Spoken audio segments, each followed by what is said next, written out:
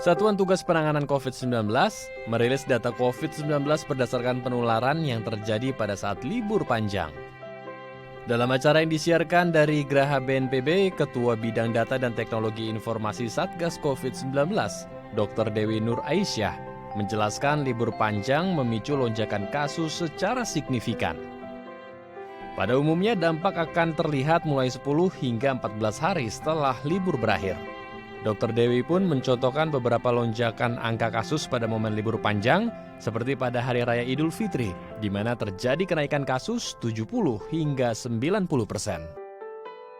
Kemudian kita mulai melihat kenaikan kasus itu terjadi di tanggal 6 sampai dengan akhir Juni. Nah, dari libur panjang ini terlihat terjadi peningkatan kasus sampai dengan sekitar 70% sampai 90%. Iya. Dari yang sebelumnya angkanya mungkin hanya di angka 600 per harinya, tiba-tiba dia naik jadi 1.100 per harinya. Selain libur Hari Raya Idul Fitri, lonjakan COVID-19 juga terjadi saat Agustus dan Oktober lalu. Pada saat libur panjang di bulan Oktober, memang terjadi penurunan dalam 1 pekan. Meski demikian, pada pekan ketiga pasca libur panjang, angka kasus positif melonjak 5 hingga 6.000 kasus per hari. Ya, rata-rata kasus positif COVID-19 meningkat dari 13,8% menjadi 14,67% hingga 17,31%.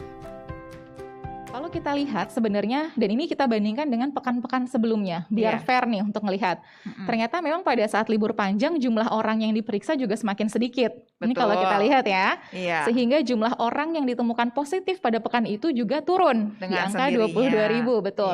Jadi kalau kita lihat setelah ini, kemudian kita baru melihat, oh angka positivity rate kita tuh mulai naik lagi pada saat pekan ketiga setelah libur panjang.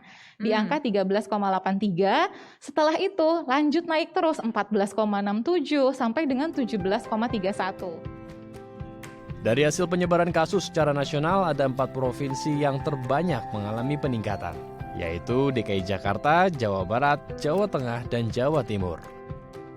Untuk itu, Dr. Dewi mengingatkan agar masyarakat sebaiknya menunda liburan atau menunda perjalanan jarak jauh yang tidak mendesak. Hal ini bertujuan untuk menekan penyebaran COVID-19 di tanah air. Tim Liputan DAI TV.